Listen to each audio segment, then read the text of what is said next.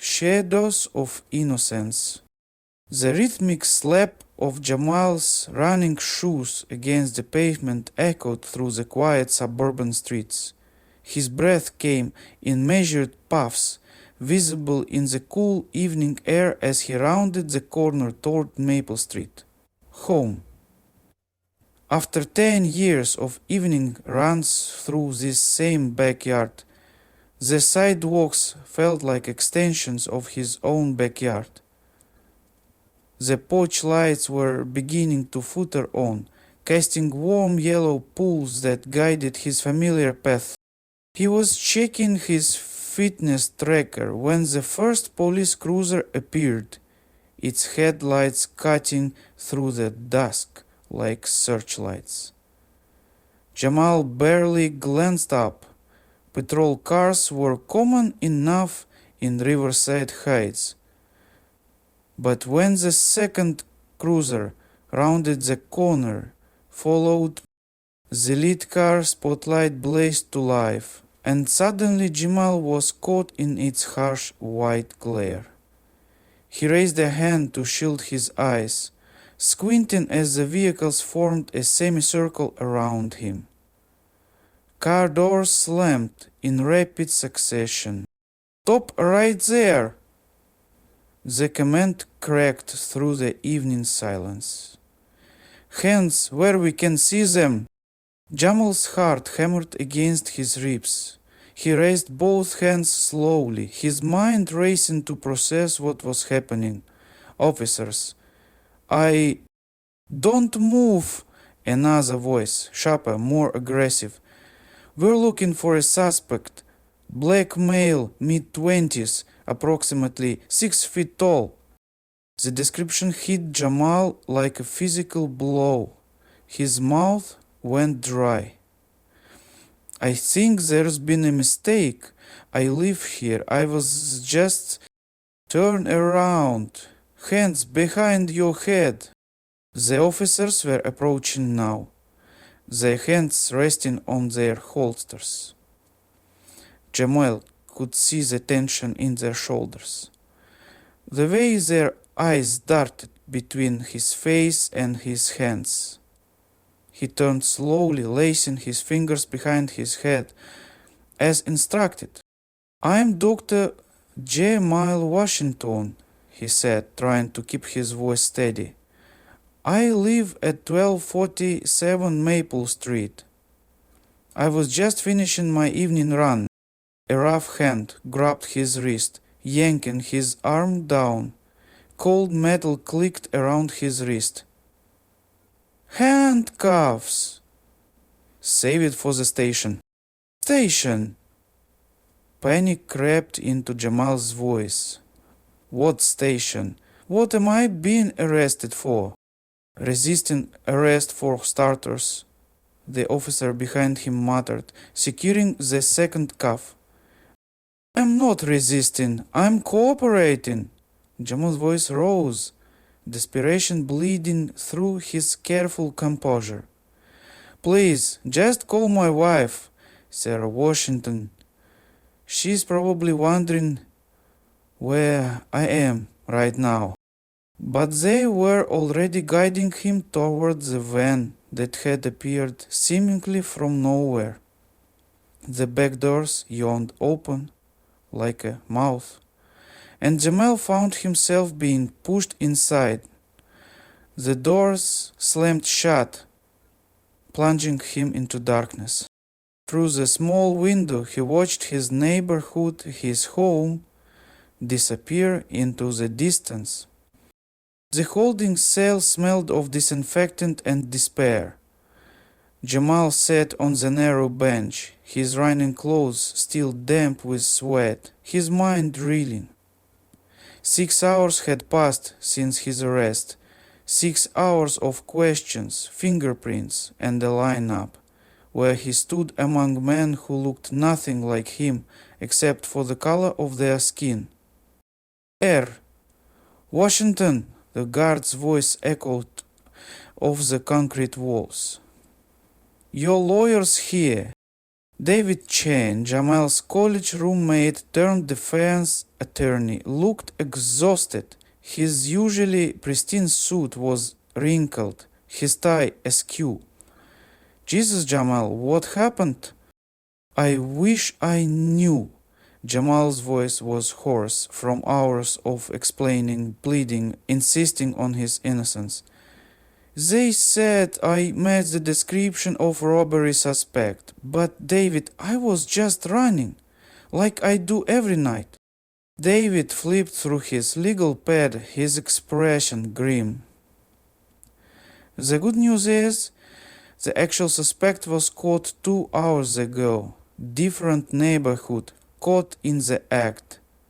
The charges against you are being dropped. Relief flooded through Jamal's chest, followed immediately by a wave of anger. Trapped, that's it? No apology? No explanation for why they... Jamal? David's voice was gentle but firm. Let's focus on getting you out of here first. We can discuss next steps later. But as I walked through the station's fluorescent lit corridors, Jamal caught the stares of the officers, the whispered conversations that stopped when he passed. He could feel their eyes on his back, measuring, judging, remembering. The local news van was parked outside Jamal's house when David dropped him off. A reporter with perfectly coiffed hair thrust a microphone toward him as he climbed out of the car. Dr. Washington, how do you feel about your arrest and subsequent release? Do you plan to sue the police department? Jamal stared at the camera, its red light blinking like a mechanical eye. No comment. But as he walked up his driveway, he could hear the reporter's voice continuing behind him. Dr. Jamal Washington, a local pediatrician, was arrested last night in what police are calling a case of mistaken identity. Sarah met him at the door, her face streaked with tears. She pulled him into a fierce embrace, her body trembling against his. I was so scared, she whispered, when you didn't come home. And then the police called. I'm okay, he murmured into her hair, but the words felt hollow. Was he okay? Would he ever be okay again? The weeks that followed were a blur of media attention and whispered conversations. The story had legs, as journalists like to say. Prominent black doctor arrested in mistaken identity case made headlines across the state. Jamal's photo, not his professional headshot, but his police booking photo, appeared on news websites and social media feeds. At Riverside Children's Hospital, where Jamal had worked for 5 years, the atmosphere shifted. Colleagues who had once greeted him with easy smiles now offered careful, measured pleasantries. Parents in the waiting room sometimes asked to see a different doctor. The hospital administration, while publicly supportive, quietly suggested he might want to take some time off. Let things cool down, Dr. Patricia Reeves, the chief of pediatrics, said during what was officially called a wellness check-in. The media attention has been challenging for everyone. Jamal sat across from her in the same office where he'd been offered his position 5 years ago. The same office where he'd received his last performance review. Exemplary in all categories. Are you firing me, Patricia? Of course not. But Jamal, you have to understand the position this puts us in. Some parents are uncomfortable. Uncomfortable with what? With the fact that I was arrested for a crime I didn't commit?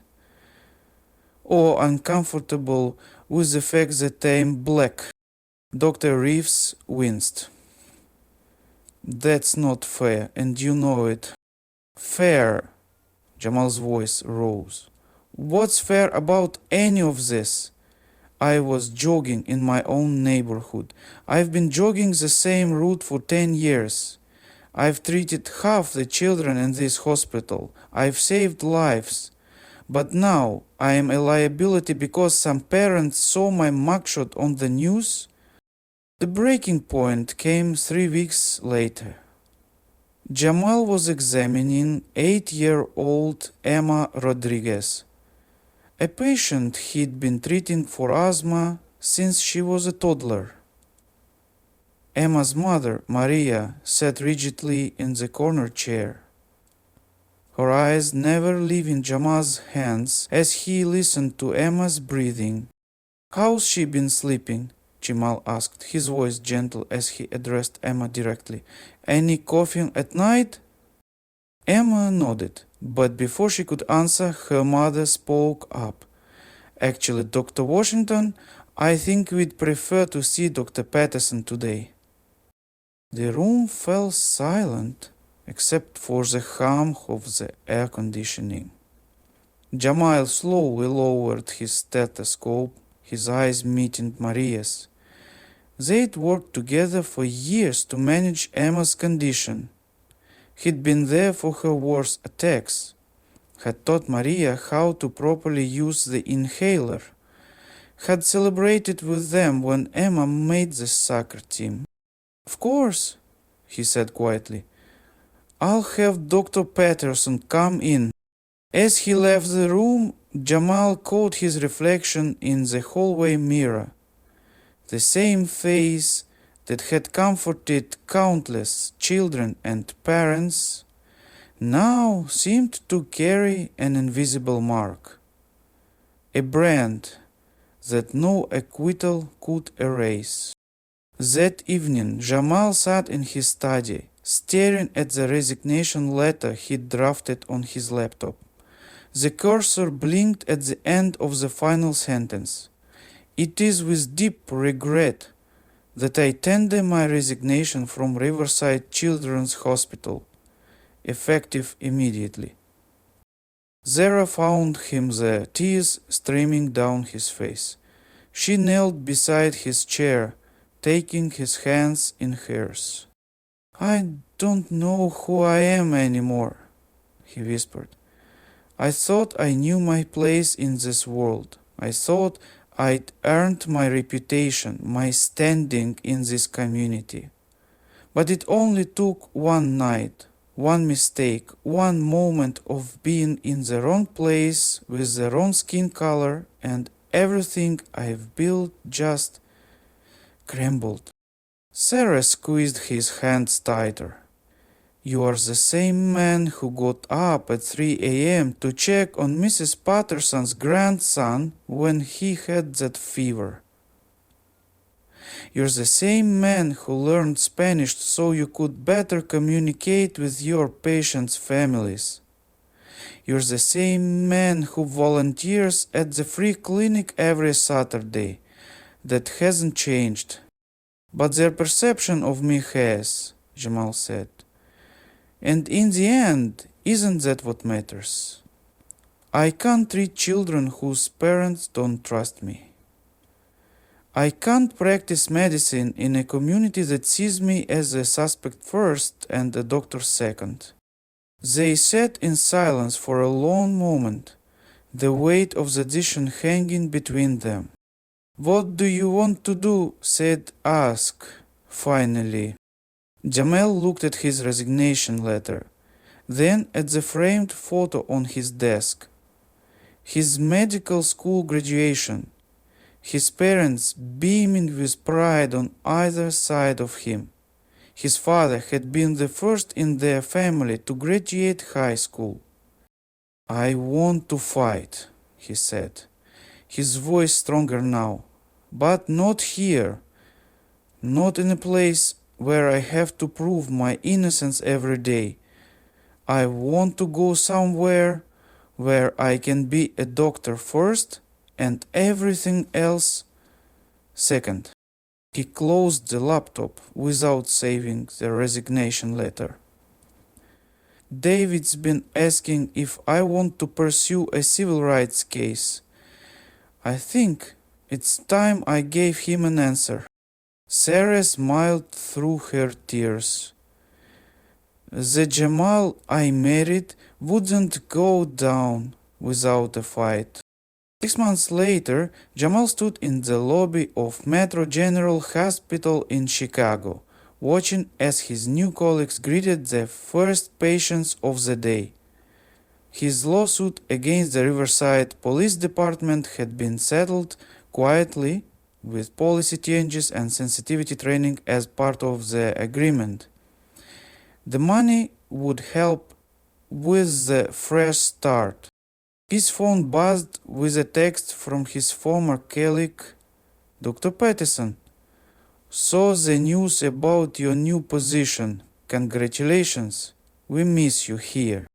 Jamal smiled, typing back. Thank you. I miss the good parts too. As he walked towards the pediatric wing, Jamal reflected on the journey that had brought him here. The arrest had broken something in him, but it had also revealed something else, a resilience he hadn't known he possessed. The ability to rebuild, to start over, to refuse to be defined by one night of injustice. He thought about the children he would treat today, the parents who would trust him with their most precious gifts.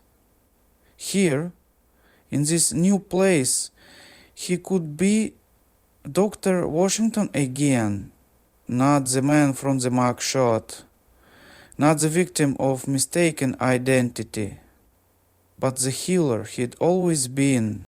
The elevator doors opened and Jamal stepped inside, ready to begin again.